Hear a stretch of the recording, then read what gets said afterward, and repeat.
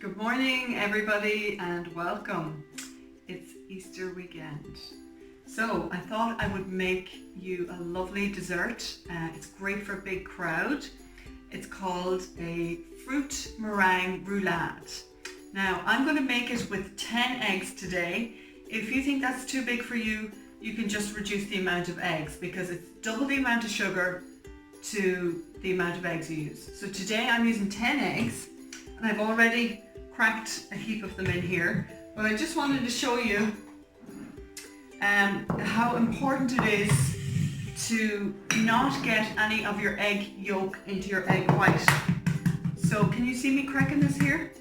What you need to do is basically let your egg white fall out, pop your egg yolk into the other side, let more egg white fall out, and keep doing that until all your egg white is disappeared. Now I always use 2 bowls for this, one to pour my fresh egg into and the other one to discard my yolks into, because if you're trying to crack an egg into your bowl and you've already got your 9 eggs here and your last egg you end up with egg yolk in there, you've wasted the whole lot. So that's a top tip. So I'm going to pop that one in there. The other thing you need to know as well for making meringues is always have everything super clean. You know, like dishwasher clean. And if it's not, you can't put your mixer or your equipment into the dishwasher, just wash it really well. So I'm going to put this on over here on my mixer and I'm going to put it up on high until the eggs become super white. And I'll show you what consistency you need in a minute. This is what we're going for, where we can turn the bowl upside down and nothing falls out. Really glad that worked. So because I've used 10 eggs, I actually have 20 ounces of caster sugar. Seems like an awful lot, but this is going to be a huge dessert. So I'm going to just put in about maybe 1/10 and bring it back and put it on a really low speed this time, just to bring it together, just like that. So you gradually add a spoon at a time of your sugar until you've all your sugar incorporated into the egg white. Just keep going like that. After adding all the sugar, you can see that it's really glossy and very thick. And you're just going to pour all that into your pre-lined tin. I'm using the tin that actually comes with my electric oven. We have now reached the point where we have turned the aga off because it's warm outside. So I'm not going to complain because it's warm outside and that's great. Even though I love my aga, but I'm lucky I have an electric oven at the back. So this is the tray that comes with the oven. So it's going to give me a huge roulade.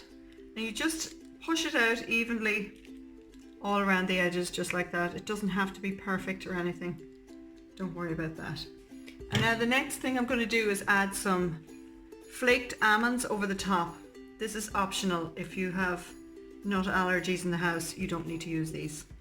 Also, speaking of allergies, this is a great dessert if you have celiacs in the house or people with gluten intolerance and you want to have a nice dessert for them because they deserve it too. So that is basically the roulade ready for the oven now. I'm going to pop it into my preheated oven. I've already heated it up to 200 degrees and I'm going to put it on the top of my oven for 8 minutes.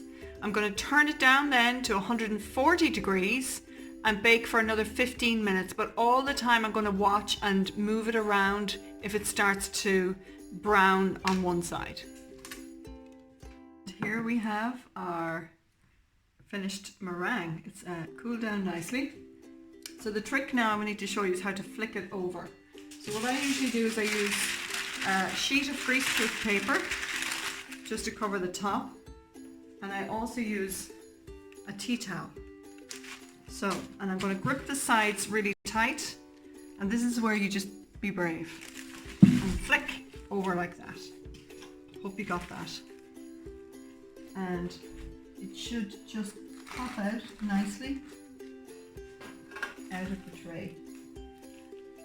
Never had this problem before because I bought baking sheets of greaseproof paper as opposed to a roll by mistake. So you're just going to gently peel back the paper, and don't worry if little bits come apart. They're the little bits that go straight into your mouth. See, now I'm just kind of loosely freeing up the paper all the way around and gently peel back. So the next step is to pour your whipped cream all over the top. I'm actually using double cream. I usually use double cream when I am making desserts like this, that I don't want the cream to split, and that's the beauty of using double cream. So I'm just going to spread it around all over the top like that. Try and get it out towards the edges because you want to have a nice piece at the edge for visual purposes. And then I'm going to dot with some fresh raspberries. Now you can use whatever fruit you like. And do you know what? Most of the time I use frozen raspberries because I usually have them in the freezer. But we happened to get some nice fresh ones today.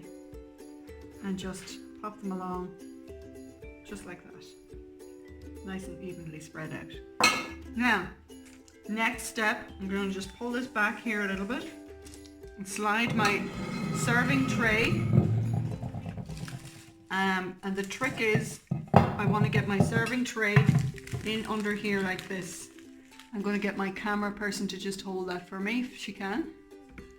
Okay. And then I'm going to use my tea towel and the greaseproof paper to do the pressing. You see what's happening? I'm gently rolling and folding in. Now my camera lady can let that drop slowly. Push it into the middle. And there you have your beautiful meringue roulade. You see that? You don't usually use this serving tray, so that's why I'm having a little bit of bother. And it'd be better if it was a flat tray that you can just slide on. But it doesn't matter. It looks good. Just cracking there a little bit. So there you go. There's our beautiful fruit meringue roulade. In a slice here so you can see how beautiful it is when you serve it. And you get a nice little cut into the raspberry there like that. And I'll have to take a wee taste. One for the team. Delicious. I hope you all have a lovely Easter Saturday, and I hope to see you tomorrow. I'm going to make some Hasselback potatoes, which will go really nice with your Easter Sunday dinner. God bless. Thanks for watching.